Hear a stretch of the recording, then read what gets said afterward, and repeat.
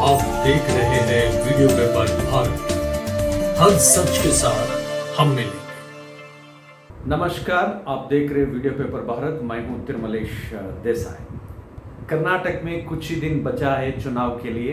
अभी हर एक पार्टी में गर्मा गर्मी चल रहा है।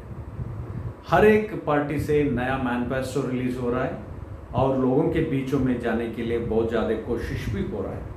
लेकिन इसके साथ साथ लंबी रैली चल रही है। देश के बड़े बड़े नेता लोग कर्नाटक के दौरा कर रहे हैं और कर्नाटक के जनता के लिए बड़े बड़े वादा भी कर रहे हैं। और वादे कौन चुनाव जीतने के बाद उसको फुलफिल करेगा, ये बात तो अलग है। लेकिन इस समय में जो कांग्रेस का जो वेव चल रहा है कर्नाटक में, कहीं ना कहीं कांग्रेस का ये सरकार बन जाएगा और बनेगा और पूर्ण बहुमत के जो 5 साल का सरकार कांग्रेस से बनने का पूरी जो माहौल है कांग्रेस की तरफ खींच कर कर्नाटक का जनता लेके जा रहे हैं। इसमें कोई भी संदेह नहीं है, क्योंकि भाजपा चाहे जितना भी बड़े रैली कर ले, जब मोदी जी का 28 रैलीज हुआ है अब तक, और भाजपा की तरफ से मैं बोल के मिशन में माने मोदी जी, अमित शाह, योगी आदित्यनाथ, इस तरह सारे नेता को मिलाकर लगातार लंबी रैलीज कर्नाटक में हो रहा है। और भाजपा की तरफ से लगातार मोदी जी का रैली इतना पॉपुलैरिटी कर्नाटक में लेके जा रहा है, लेकिन उस कोई भी फर्क कांग्रेस कार्यकर्ता के लिए नहीं पड़ रहा है। क्योंकि लिए मोदी का रैली में ना कर्नाटक जनता के बारे में या कर्नाटक का डेवलपमेंट के बारे में कहीं पे भी मोदी जी बात नहीं कर रहे, क्योंकि चुनाव का जो मुद्दा है सिर्फ कांग्रेस के ऊपर हमला बोल रहे मोदी जी।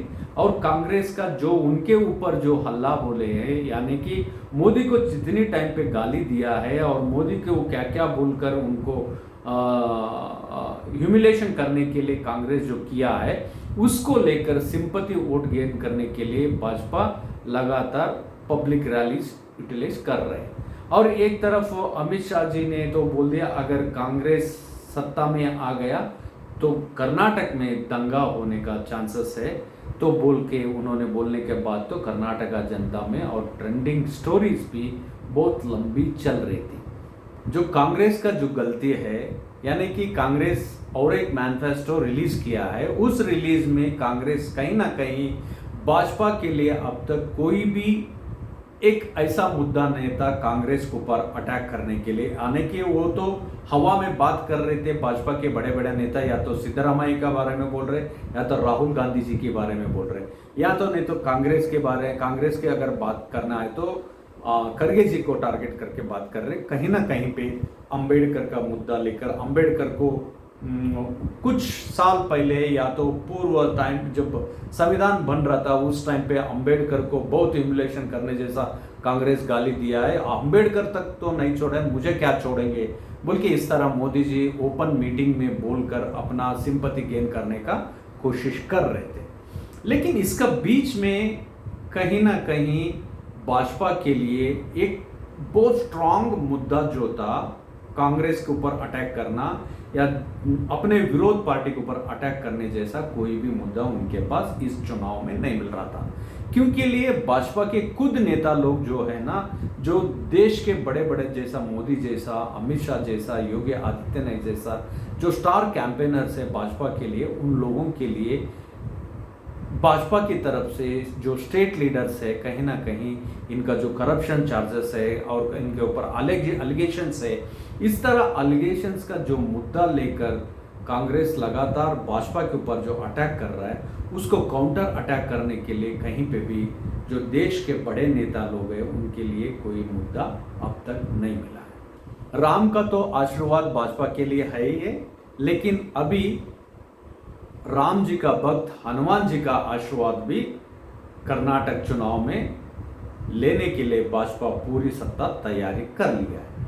कांग्रेस से जो मैनिफेस्टो रिलीज हुआ था उसमें एक बहुत बड़ी सब्जेक्ट भाजपा के लिए कांग्रेस फ्री में दे दिया है चुनाव का टाइम पे, वो है बजरंग दल जैसा जो हिंदुत्व मानने वाला या हनुमान जी का जो फॉलोअर्स है, बजरंग दल को अगर कांग्रेस सत्ता में आए तो हम लोग बैन करेंगे। ये मैनिफेस्टो में, कांग्रेस का मैनिफेस्टो में रिलीज हुआ है।